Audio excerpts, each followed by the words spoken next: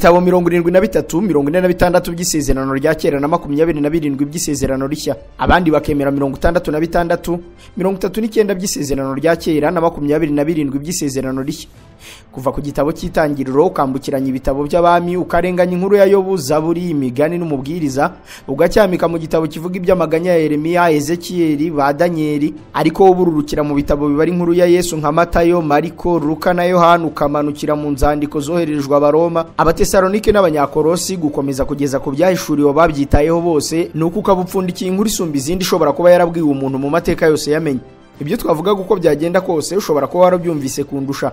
Uko byagenda kose nta kuntu waba utazi kusanyirizo ry'ibitabo bita Bibiliya. Niba utarayisomewe warayisomeye, niba bitarabaye byombi wumvise inkuru ko ari igitabo gitagatifu, abacyanditse bakaba bururema yahuhereyemo ubugenge, asigaye nabo bakarambika ibaba muri wino kugeza tubonye inyandiko itunganye mu ngeri zose. Bityo rero bakaba miliyari 2.5 bakemera kurambarara hasi bakagendera munsi no mu biganza by'ububasha bw'iki gitabo byemezwa ko kizira inenge, ikosa no gushidikanywa. Kubera iyo mpamvu rero kikitwa gitagatifu, Bibiliya ntagatifu cyangwa igitabo cyera, Bibiliya yera. Kandi koko ntiwahakana ko gitagatifujwe kikanera kuko gipfuritsemo ibishimisha bugingo bibumbabumba buzima. Kugeza aho twese turacyari kumvikana, gusa mfite ubwoba ko aho tugana dushobora kuhateranira amakofi n'imigeri. Dore uko bimeze.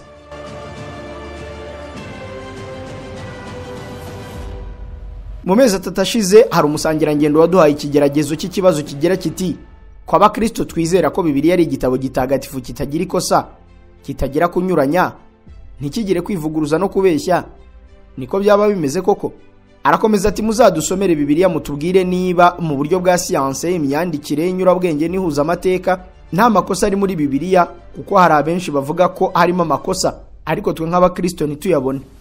Icyo kibazo nagerageje kugiha inyito n'imvugo idasesereza bitandukanye nuko cyabajijwe, ndetse kuko gikora ku marangamutima, imyemerere n'imyizerere, tugerageza kugikwepa tugitera umugongo bishoboka. Ariko abasangira ngendo tubana muri groupe za WhatsApp, abo dukorana nabo twungurana ibitekerezo kuri ibi biganiro, bakomeza gutitiriza, ahubwo n'umubare w'abagihurijeho uriyongera, bituma mu gihe cy'ukwezi kose abashunguranya ndiko twese ba Primo Media Rwanda duteranira Bibiliya mu itsinda ry'abafite ubumenyi bwihariye mu ndimi muri Bibiliya, ubusuzuma nyandiko n'amateka, maze duhuriza ku gisubizo cy'iki kibazo. Ese haba hari amakosa yanditse muri Bibiliya? Igisubizo twabonye tukanabonera ibimenyetso ni yego. Muri Bibiliya harimo amakosa menshi yaba y'imyandikire, kwivuguruza, guhanisha binyuranye, ibusanya amateka ndetse n'ibindi nk'uko turabisuzuma n'ubushishozi. Ikitonderwa: niba wumva ubu bucukumbuzi bwabangamira imyemerere n'imyizerere yawe, turagusaba rwose kutarengaha, hatutaza kwitotomba uti tukubereye ikigusha cyangwa ugatanga ibitekerezo by'amarangamutima yazamo n'urugomo. Ikindi rwose nuko iki kiganiro kigamije kwiyungura ubumenyi, gusubiza no kwibaza bigamije gufasha bizera Bibiliya ndetse n'umuryango nyarwanda gusobanukirwa by'ukuri Bibiliya n'amakosa arimo, ku buryo ari ibikosorwa byakwigwaho n'ababishinzwe kugira ngo hato bitaba byavamo n'ikigusha, haba none cyangwa mu gihe kizaza.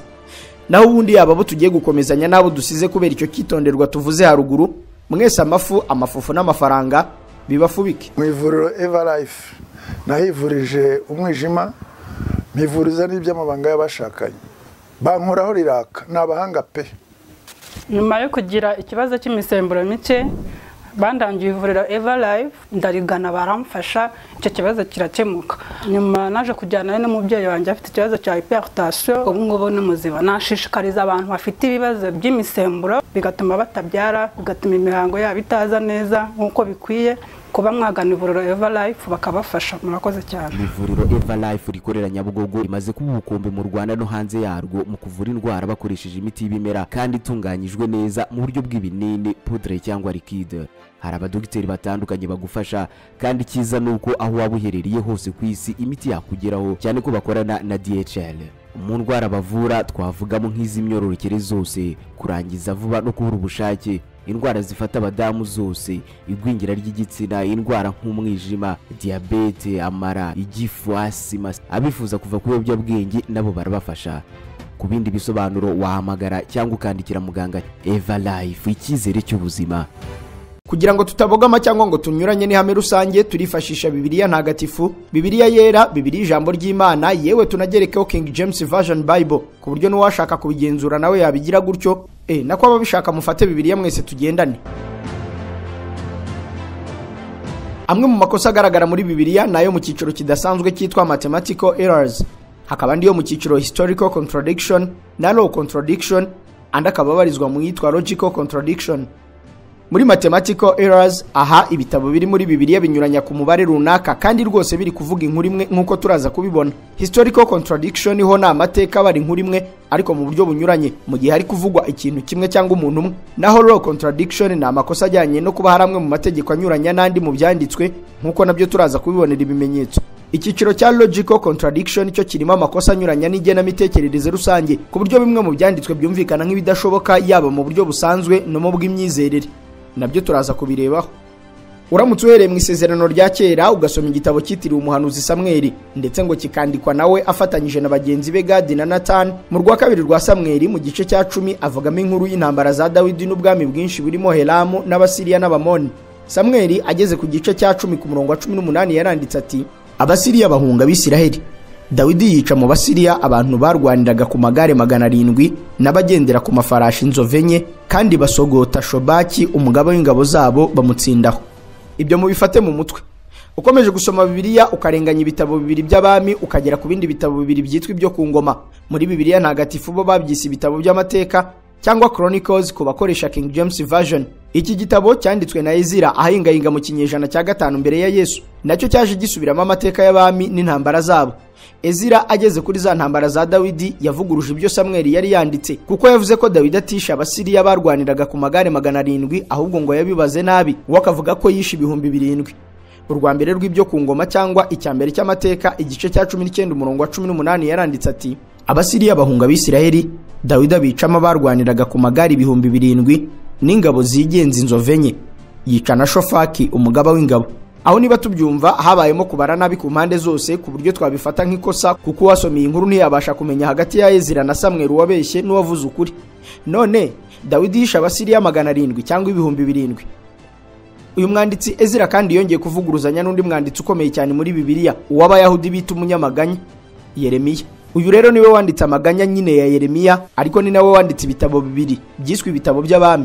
Muri ibi bitabo mu gitabo cya kabiri cy'abami mu gice cya 8 hari ahavuga inkuru y'iyimikwa ry'umwami w'i Yerusalemu witwaga Ahazi. Mu gice cya 8 umurongo wa 25 kugeza kwa 26 hagira hati, mu mwaka wa 12 wo ku ngoma ya Yehoramu mwene Ahabu umwami w'Abisiraheli, Ahazi ya mwene Yoramu umwami w'Abayuda yimye ingoma. Ahazi yayimye amaze imyaka 22 avutse, amara umwaka umwe Yerusalemu ari ku ngoma, kandi nyina yitwaga Atari ya mwene Omuri umwami w'Abisiraheli. Ako kantu kavuga ngo Ahazi yayimye amaze imyaka 22 avutse tugace w'akarongo gatukura. Nubwo Ezira we yandikaga amateka ya Ahaziya muri cya gitabo cy'ibyo ku ngoma cyangwa amateka, yagaragaje ko Yeremiya yatubeshye cyane. Mu gitabo cya kabiri cy'amateka igice cya 22 umurongo wa 1 kugeza ku wa 2 yaranditse ati, abaturage b'i Yerusalemu bimika Ahaziya umwana we w'umuhererezi aba umwami mu cyimbo cye, kuko bakuru be bose bari barishwe n'umutwe w'ingabo zazanye n'Abarabu mu rugerero. Nuko Ahaziya mwene Yoramu umwami w'Abayuda arima, kandi Ahaziya yatangiye gutegeka maze imyaka 41 avutse, amara umwaka umwe Yerusalemu ari ku ngoma. Nyina yitwaga Atariya umukobwa wa Omuri. Nukuvuga ko umwe yemeje ko Ahaziya yatangiye gutegeka afite imyaka 22, undi amuhakanya avuga ko ahubwo yari afite imyaka 41.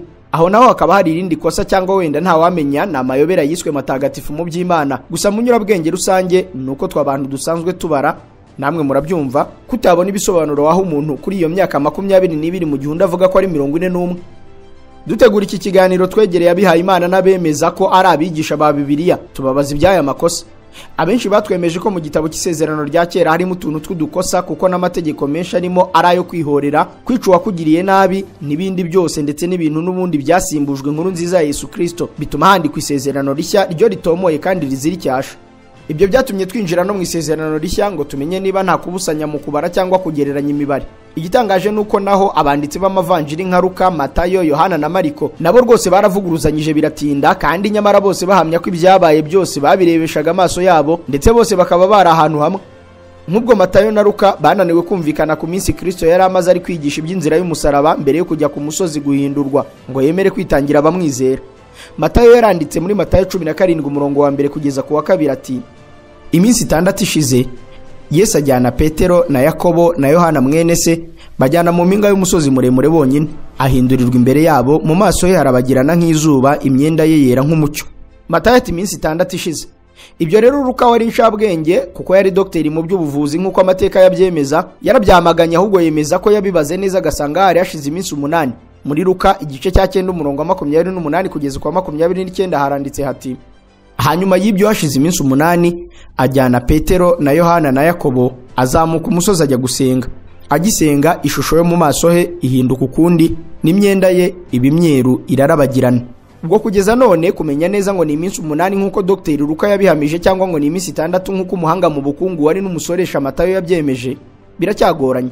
Ibyo bikabikosa ryo kubara no gutandukanya ku nkuru imwe kandi byemezwa ko bose bahagazeho. Gusa hari ikintu aba bagabo babiri bahurijeho, noneho mugenzi wabo Mariko arabanyomoza. Mu gitabo cya Matayo 28 umurongo wa 8 na Luka 24 umurongo wa 9 bagaruka ku nkuru y'abagore bagiye gutera imibavu Yesu. Bose bagahuriza ku nkuru ivuga ko bagarutse bakajya gutangaza iyo nkuru. Matayo 28 umurongo wa 8 aragira hati: bava mu gituro vuba bafite ubwoba n'ibinezaneza byinshi, birukanka bajya kubwira abigishwa be.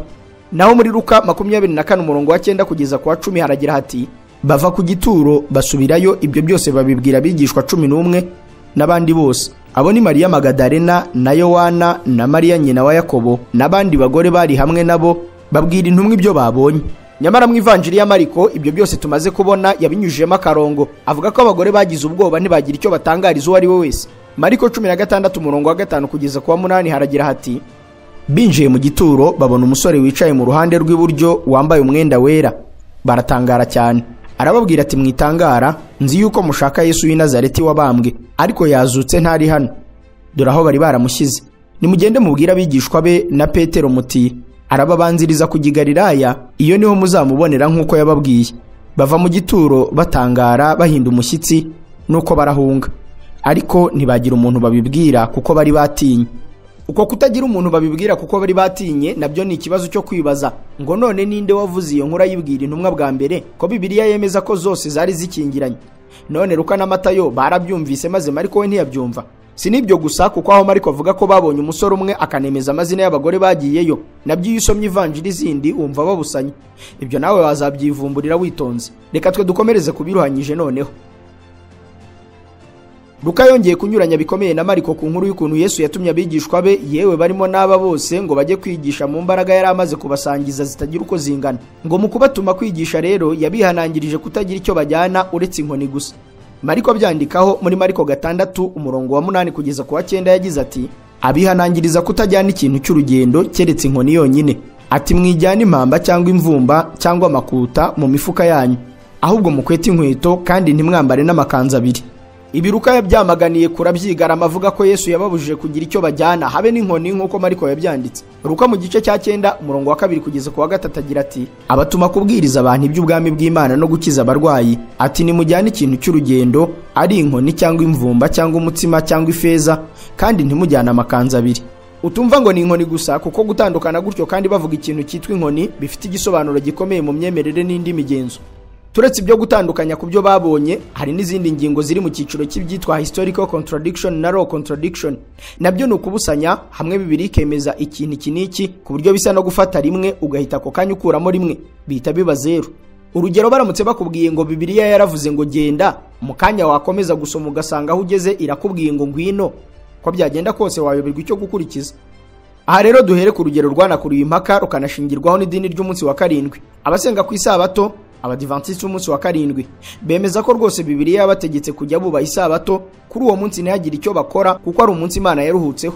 Ibyo bavuga nibyo kuko usomye mu gitabo byemezwa ko cyanditswe na Mose, igitabo bita kuva ku gice cya 20 umurongo wa 8 kugeza ku wa 11 bagira bati: wibuke kweza umunsi w'isabato, mu minsi 6 ujye ukora aba ari ukoreramo imirimo yawe yose, ariko uwa 7 niwo sabato y'Uwiteka Imana yawe.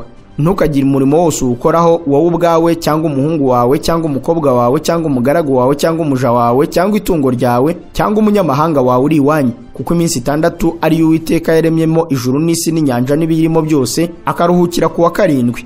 Nicyo cyatumye Uwiteka aho umugisha umunsi w'isabato akaweza. Ibyo bamwe babihora abandi bakemeza ko abatabikurikiza bazumva ijuru mu binyamakuru kuko batazasunutsa y'amazuru. Nyamara siko bimeze kuko hari bagarukiraho basoma gusa. Mu gitabo intumwa Paulo yandikiye Abaroma yababwiye ko ibyo by'amasabato, iby'iminsi ya 7 n'ibindi byose ngo byo kuziririza umunsi runaka ngo ari amahitamo ya buri wese, kuko buri wese afite guhitamo umunsi ashatse. mu Baroma igice cya 14 umurongo wa 4 kugeza ku wa 5, aturinde wowe ucira umugaragu w'abandi urubanza, kandi imbere ya shebuja ariho ahagarara cyangwa akaba ariho agwa, ariko azahagarara kuko Imana ari ibasha kumuhagarika. Umuntu umwe yubaha umunsi umwe kuwurutisha iyindi, naho undi akubaha iminsi yose akayihwanya. Umuntu wese namenya adashidikanya mu mutima we. Aho ni muri Bibiliya yera, naho muri Bibiliya ntagatifu barabihuhura. Mu Baroma igice cya 14 umurongo wa 5 bati, harusumbanya umunsi umwe n'indi, ahari nubona yose ari kimwe. Buri wese ajya akurikiza icyo umutima we wemera. Aho nk'uko mubyumva yewe mwana byisomera, birumvikana ko habayemo kuvuguruzanya no gucangacanga, ku buryo umu-editor wa Bibiliya yahabwa amanota make cyane mu bijyanye na contradictions. Birumvikana ntiwasobanura ukuntu hamwe hategeka ahandi akavuguruza.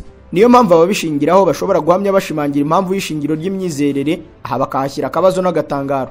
Aho kandi muri icyo gitabo hanatangiwe amategeko menshi n'ibyo gukurikizwa bitabarika, kuko muri icyo gitabo nyine cyo kuva igice cya 20 umurongo wa 5 bemeza ko Imana buri yitemera ko icyaha ari gatozi, kuko ngo ishobora kubaza umwana ibyo papa we yakoze ndetse n'ibyo sekuru na sekuruza bakoze. Ahubwo byagiye kure, bemeza ko twese tugomba kuzariha inka ya nyangara, kuko abadukomokaho Adamu na Eva bacumuriye Imana, bityo ukigera ku isi wese ngo ahita atangira kubazwa no kwishyura mu mibabaro, ishavu n'agahinda muntu anyuzwamo nk'igihano cyabo bitwa basokuruza bacu bacumuriye Nyagasani. No kuvuga kuva igice cya 20 umurongo wa 5 bati, ntukabyikubita imbere, ntukabikorere, kuko Uwiteka Imana yawe ndi Imana ifuha.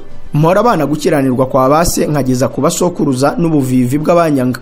Nyamara mu gitabo cya Ezekiyeli uyu mwanditsi yabiteye utwatsi ku buryo bukomeye, avuga ko buri wese agomba kubazwa ibyo yakoze, naho ibyo kubazwa ibyo sogokuruza wawe yakoze udahari ibyo akabifata nk'amakosa. Ezekiyeli igice cya 18 umurongo wa 20 wagira ati, uwacumuye ni uzapfa. Umwana ntazazira ibicumuro bya se, cyangwa umubyeyi ngo azira ibicumuro by'umwana we. Intungane izahemberwa ubutungane bwayo, n'umugira nabi ahanirwa ubugira nabi bwe. Ntubyumve gutya, uku kunyuranya kwakuruye intambara bigezaho ibyo bya Ezekiyeli biterwa umugongo, kuko kubyemera byari bisobanuye guhita hakurwaho ibyo kubatizwa, dore ko tubatizwa ngo dukurweho mbere na mbere icyaha cy'inkomoko. Gusa ntibyabuze kwerekana kuvuguruzanya n'ikosa ryihuza bitekerezo muri Bibiliya. Indi nkuru ibabaje gusoma ikanyuranya ni y'urupfu rwa Yuda, umwe wagambaniye Yesu. Matayo yemeje ko Yuda yapfuye yimanitse amaze guta ibiceri imbere y'abatambyi. Muri Matayo igice cya 27 umurongo wa 3 kugeza ku wa 5 hagira hati, maze Yuda wamugambaniye yabonye ko urubanza rutsinze Yesu, aricuza asubiza abatambyi bakuru n'abakuru bya bice by'ifeza 30 ati, nakoze icyaha kuko nagambaniye amaraso atariho urubanza. Ariko bo baramusubiza bati, biramaze, ni ibyawe. Ifeza zijugunya mu rusengero, arasohoka aragenda arimanika. Nyamara mu gitabo cy'ibyakozwe n'intumwa nacyo cyanditswe na Luka, we yavuze urundi rupfu rubi yapfuye. Mu byakozwe n'intumwa igice cya 1 umurongo wa 18 kugeza ku wa 19 haragira hati, kandi uwo muntu amaze kugura isambu ku byo yahaweho igihembo cyo gukiranirwa kwe, agwa yubamye araturika, amara ye yose aratakara. Bimenyekana mu batuye i Yerusalemu bose, nicyo cyatumye iyo sambu mu rurimi rwabo bayita Akerudama, risobanurwa ngo isambu y'amaraso. Aho barabusanyije cyane ku buryo byacanga n'undi wari wese wabyumva, uretse ko hari n'abavuze ko Luka atari we yavugaga, ngo wasanga yaravugaga inkuru ya Matiyasi. Gusa mu nyigisho za Kiliziya n'abandi bagaruka kuri iyo nkuru y'umurima n'urupfu, bemeza ko ari rwo Yuda yazize. Ingero zo ni nyinshi, ahubwo tutabitinzemo ibyo kuvuguruzanya wanabisanga mu gitabo cy'Itangiriro igice cya 17 umurongo wa 10 bati, gukebwa no gukiranuka. Naho Pawulo mu rwandiko yandikiye Abagalati igice cya 5 umurongo wa 2 ati, ibyo ntacyo bimaze ntihakagira ubatera ubwoba. Naho igihe Yesu yari ari kuburana imbere ya Pilato, Matayo yatubwiye muri Matayo igice cya 27 umurongo wa 14 ko Yesu yaryumyeho ntagire ijambo amubwira ku bijyanye n'ikibazo cyo kuba yari umwami. Ibyo Yohana yarabihakanye, atwemeza muri Yohana igice cya 18 umurongo wa 34 ko bateranye amagambo akanamubwira ko rwose ari umwami w'Abayahudi. Muri icyo gice Yohana agira ati, wabyivugiye. Ukundi kuvuguruzanya ko kwanahagurukije abashakashatsi bikanakurura umwuka mubi muri Kiliziya ya kera, kugeza ubwo hahagurukijwe abanyamateka mu bushakashatsi kugaragara ku bisekuru bya Yesu. Aha Matayo na Luka barabibusanyije, induru ziravuga. Matayo yemeje nk'uwabyiboneye ko rwose Yesu afite igisekuru kiva kuri se w'umubiri witwa Yozefu, papa wa Yozefu nawe akaba mwene Yakobo, gukomeza ku rutonde rurerure ngo kugera kuri ba Dawidi na Aburahamu. Muri Matayo igice cya 1 umurongo wa 16 kugeza ku wa 17 ati, Yakobo yabyaye Yozefu umugabo wa Mariya, ari we nyina wa Yesu witwa Kristo. Nuko basekuruza bose uhereye kuri Aburahamu ukageza kuri Dawidi ni 14, kandi uhereye kuri Dawidi ukageza igihe bimuriwe i Babuloni ni 14, kandi uhereye icyo gihe bimuriwe i Babuloni ukageza kuri Kristo ni 14. Ibi umwanditsi Luka yarabigaramye avuga ko w'iby'amateka bizi cyane kuko agaragaza ko yagiye no gukora ubushakashatsi akabaza abari bazi ibisekuru bye ku buryo byose babyanditse kugeza kuri Adamu muri Luka igice cya 3:23 agira ati ubwo Yesu yatangiraga kwigisha yari amaze imyaka nka 30 avutse. We yari mwene Yosefu, mwene Heri, mwene Matati, mwene Lewi, mwene Meruki, mwene Yanayi. Akomeza urutonde rurerure cyane arondora wabyaye undi kugeza ku murongo wa 38 muri icyo gice aho yanditse ati mwene Enoshi, mwene Seti, mwene Adamu w'Imana. Iyo ngingo yo kuvuga ko sogokuru wa Yesu ari Yakobo ariko Luka kemeza ko atari byo ari Heri, hari abashakashatsi babaye n'abakristo bo hambere nk'umunyamateka Sextus Julius Africanus wabayeho mu kinyejana cya 2 imbere ya Yesu afatanyije na Musenyeri Eusebius Pamphilus nawe wabayeho muri ibyo bihe, bemeje ko ikibazo cyabayemo ngo Matayo yakurikije igisekuru cya Yosefu naho Luka we akurikira igisekuru cy'umugore we Mariya, bituma bitandukana. Nyamara umwe mu banyamerika wageze kure mu bijyanye na Bibiliya no kuyigisha abandi, Professor Marcus Joberg wabaye umwigisha wa teolojiya muri kaminuza yigisha abihaye Imana ya Oregon State University, yemeje ko izo marakubiri zanditswe muri Bibiliya ku mpamvu yo gukwega ukwikunda n'imico gakondo y'Abayahudi yari kuzimira mu guhakana igisekuru cya Yakobo cyangwa Heri. Ni ukuvuga ko niba abakomoka kuri Heri bafatwa nk'igisekuru cya Yesu bakanagirwa imigenzo mu myizerere ndetse na Yakobo bikabuko, kugira umwukurwamo ngo byari guhita bisiba amateka n'imico myinshi, bituma bemera kubyandika byombi nk'amayobera n'ubundi wabona muri iki gitabo. Ibyo byose Professor Marcus Joberg yabyanditse ku rupapuro rwa 93 kugeza ku rwa 97 rw'igitabo cye yasohoye mu 2009 akacyita Noheli ya mbere, The First Christmas. Wagisoma kuko nacyo kivuga n'andi mabanga y'ibyapfuritswe mu mateka ya Yesu. Ikindi gice kigaragaramo amakosa muri Bibiliya ni igice cyo gukoresha inyurabwenge no guhwanisha yaba siyanse cyangwa ibipimo by'ubuzima nge nawe tuziranyeho. Nk'ubwo iyo bigisha Bibiliya bemeza bagiye bandika ibitabo ibi n'ibi. Twemeje tunemera ko rwose ibitabo 5 bibanza byanditswe na Mose, wa wundi wakuye abanyayisiraheli muri Egiputa. Ubwo ngo niwe wanditse igitabo cy'itangiriro, Kuva cyangwa iyimika Misiri, Abalewi, Ibarura cyangwa Kubara, ukongeraho gutegeka kwa kabiri. Bibiliya ntagatifu yita ivugurura amategeko. Icyambere buri wese yibazaho umunyurabwenge yoroheje na ahantu Mose yaba yarakuye amakuru y'uko isi yaremwe, imyitwarire y'Imana n'ibindi bigaragara mu gitabo cy'itangiriro. Ibyo impamvu bamwe babyibaza nuko avuga ko yaganiriye n'Imana hose ntawe yemeza ko yamubwiye inkuru nk'izo. Icyo cyo yenda ntitwagitindaho kuko yenda Imana yamushyizemo ubwenge bwayo. Nyamara ushishoje neza wavumbura ko Mose atari we wanditse biriya bitabo, ahubwo ko yenda yaba yarabyitiriwe nk'uko abakristo batangiye kwemera ko Bibiliya ishobora kuba itaranditswe n'abo twagiye twigishwa. Impamvu nuko nk'ubwo iyo usomye witonze ivugurura amategeko igice cya 34 umurongo wa 4 kugeza ku wa 6 uhumva inkuru ushobora kwibazaho.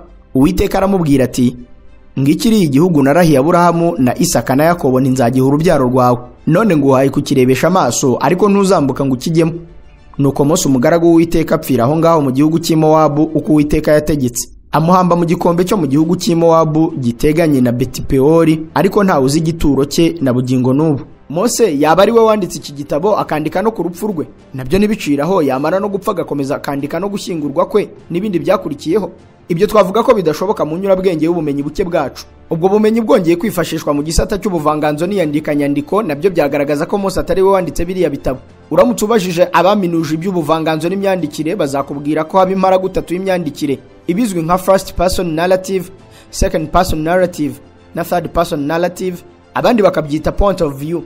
Nko muri first person narrative ikoreshwa iyo uwandika ari we nyiri nkuru. Urugero agatangira agira ati ndagenda mbonana n'Imana irambwira iti, nkariya rero Mose iyo aba ari we wanditse yari kugira ati Uwiteka arambwira ati nuko njyewe Mose umugaragu w'Uwiteka mfira mu gihugu cy'i Mowabu. Ni mu gihe hariya yakoresheje third person narrative aho wandika abatari nyiri nkuru, ahubwo aba yandika inkuru yabwiwe, yasomye cyangwa yakuye ahandi, kuko agira ati nuko Uwiteka abwira Mose ati aho turi kujyanara cyangwa nceceke ndebe ibindi basinkivange mu by'imyemerere y'abandi.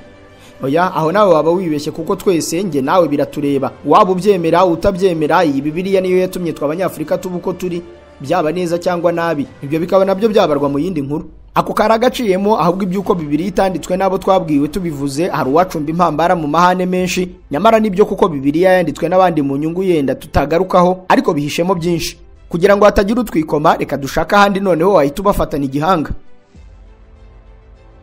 Twese tuzi ko amabaruwa yandikiwe Abanyaroma, Abanyakorinto, Abanyagalati, Abanyefezi, Abanyafilipi, Abanyakolosi, Abanyatesalonike yose yanditswe na Pawulo nk'uko tubyemera twanabyigishijwe.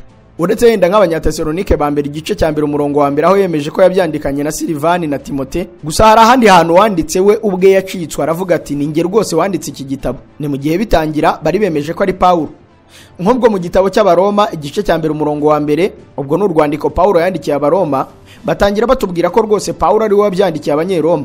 Nyamara muri iki gitabo cy'Abaroma igice cya 16 umurongo wa 21 kugeza kwa 22 haranditse ngo Timote dukorana arabatashyanya na Lukiyosi na Yasoni na Sosipatiro dusangiye ubwoko. Nanjye Terutiyo wanditse uru rwandiko mu mwami wacu ndabatashye. Bati nanjye Terutiyo wanditse uru rwandiko mu mwami wacu ndabatashye. Aho nibanditse ngo nanjye Pawulo wanditse uru rwandiko mu mwami wacu ndabatashye.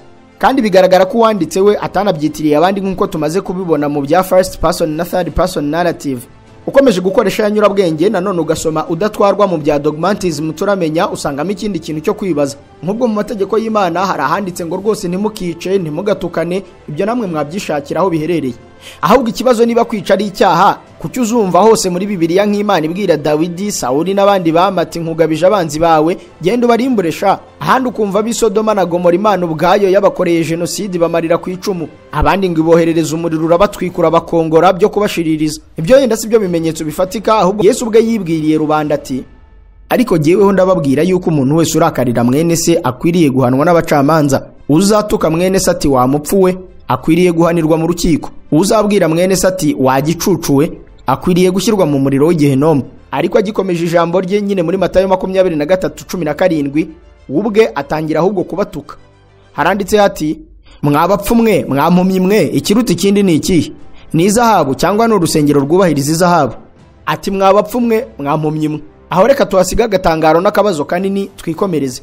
Ahandi Bibiliya igenda igaragaramo amakosa ni mu gice cyo kuyisemura ikurwa mu ndimi ishyirwa mu zindi. Mu rugero rworoshye uramutse usomye Bibiliya y'Icyongereza igizwe nka King James Version yo mu kinyejana cya 17, urugero nko muri cya gitabo cy'amateka cyangwa ibyo ku ngoma bikaba Chronicles igice cya 36 umurongo wa 9 baranditse mu Cyongereza bati Jehoiakim was 8 years old when he began to reign, and he reigned 3 months and 10 days in Jerusalem, and he did that which was evil in the sight of the Lord.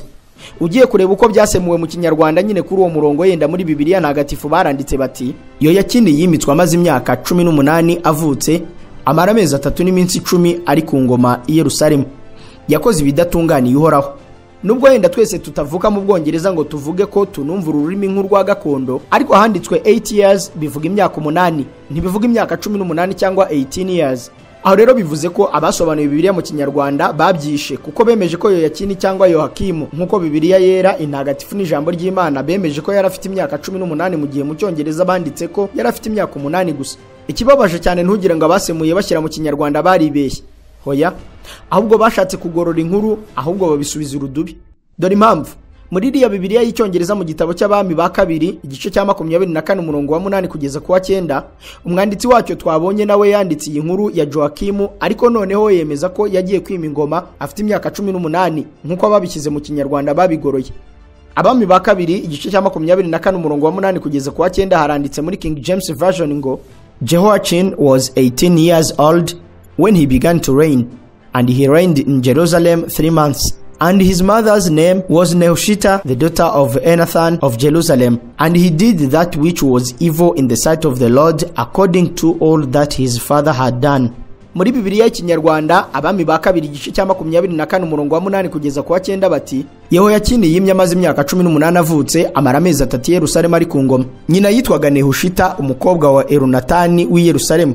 Ku murongo wa 9 bati nawe akora ibyangwa n'Uwiteka nk'ibyo se yakoze byose. Aho urumva ko bahuriye ku myaka 18, bisobanuye ko banditse mu Cyongereza babibusanyije, amwe bavuga 18 handi bavuga 8. Noneho abashyize mu Kinyarwanda bo Bibiliya yabo yose ihashyira 18. Gusa bose bakoze amakosa, kuko haba Bibiliya y'Igifaransa, Igiswahili zigaragaza 18. Gusa hakaba n'izindi ndimi zagiye zibivumbura nazo zikabivumbura, yewe na Bibiliya ziri gusohoka muri iki kinyejana turimo babikuyemo, gusa bikagaragaza isemurwa nabi rya Bibiliya no kubusanya mu ndimi. Si ibyo byonyine nk'urugero, kuko nawe wiyaminiya nko mu ndimi ebyiri ugasoma ibitabo byombi uhwanisha ushobora kubona ibindi byinshi. Ahubwo tugana icumbikiro, Bibiliya ni igitabo cyizerwa nk'inzira itavuguruzwa. Abagendera ku bukristo butari ubwa kigatolika bakemerera mu ntekerezo za sola scriptura, mu buryo bwa filozofiya yo kuyoboka bakemeza ko Bibiliya n'ibyanditswemo byose ari inkingi ya mwamba rukumbi yo kwishingikirizaho, kuko itunganye ikazira kwibeshya no kugorama, kandi yoroshye kuyumva ko ari we wese. Nyamara abakeba babo bakayemera muri Fronema, aho bemeza ko Bibiliya igomba kugenderwaho ariko bikagendana n'inyurabwenge, kuyoborwa na Roho Mutagatifu, ndetse n'ibyo wumva maze wakumva ibigoramye, ibiteye urujijo, ibyo ukabyita iyobera ritagatifu. Bose ariko bagahuriza ku ngingo ya filozofiya y'akajomba bugabo yitwa dogmatisme, aho mu myumvire yose ubumenyi n'imitekerereze nta wemerewe kuvuguruza, gutekereza, kunyomoza, kwiha guharira no kujora ibyavuzwe n'ibyanditswe, kuko nubikora uzaba uri kwihamagarira umuriro, ahubwo na bibi. Yohana igice cya 12 umurongo wa 48 akabishimangira gutyo. Aho rero nge namwe twashukanye ngo tujye kujora ibintu by'abandi, tukaba tuzahura n'ibihano by'akandari. Aho muhumure, kuko Bibiliya nayo yongeye kwivuguruza, idusaba kudahinyuza ariko tukagenzura. Urwandiko rwa mbere rw'Abatesalonike igice cya 5 umurongo wa 20 kugeza kwa 21 bati ntimugahinyuze ibyahanuwe, ahubwo mujye mugenzura byose, ibyiza mu bigumane. Ahubwo mu Migani igice cya 14 umurongo wa 15 bati umuswa yemera ikivuzwe cyose, ariko umunyamakenga yitegereza aho anyura. Iryo rikaba ijambo ry'Imana, dushatse ahubwo twabanza no guturisha. Gusa mbere yuko mwikora mu mifuka ngo muduhundagazeho amaturo, Bibiliya ni igitabo cy'ingirakamaro kandi cyagize uruhare mu gutumbagiza byinshi, atari mu myizerere gusa, ahubwo mu mitekerereze, imigirire myiza, imbonezamubano, guhosha amakimbirane n'ibindi byinshi. Niyo mpamvu ari igitabo cyo kubahwa, haba ku bacyemera no ku batacyemera. Gusa nk'uko twabibonye mu ngero nke, si igitabo kiri shyashya nk'uko twagiye tubibwirwa hambere. Niyo mpamvu bigaragaye koko amakosa twagaragaje n'ayandi tutagarutseho, kuko turajya no mu tundi turimo, yagenzurwa ku buryo ababifite mu nshingano babigorora, Bibiliya igakomeza kugira uruhare rwiza mu mibereho y'abayizera n'abatayizera. Ahubwo Primo Media Rwanda tuzakomeza kwegeranya ibyo dukeka kuba amakosa, kunyuranya, kuvuguruzanya n'igoreka amateka, tubibumbire mu nyandiko mwazabona no mu bundi buryo, maze ababishinzwe tukazayibashyikiriza mu gihe byaba ngombwa.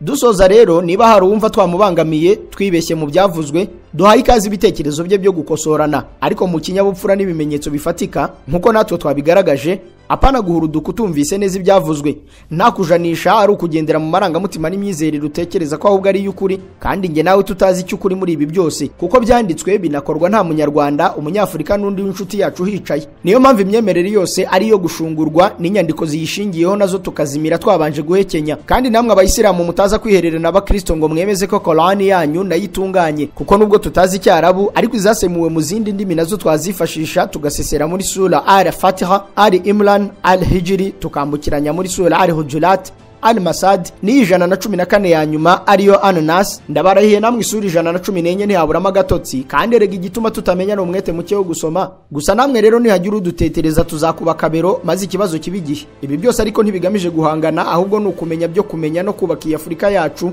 kugira ngo ibe Afurika izira guhishwa mu nyandiko twizereramo kandi duhora ducigatiye. Maze rero amafufu n'amafaranga bibafubike. Bye.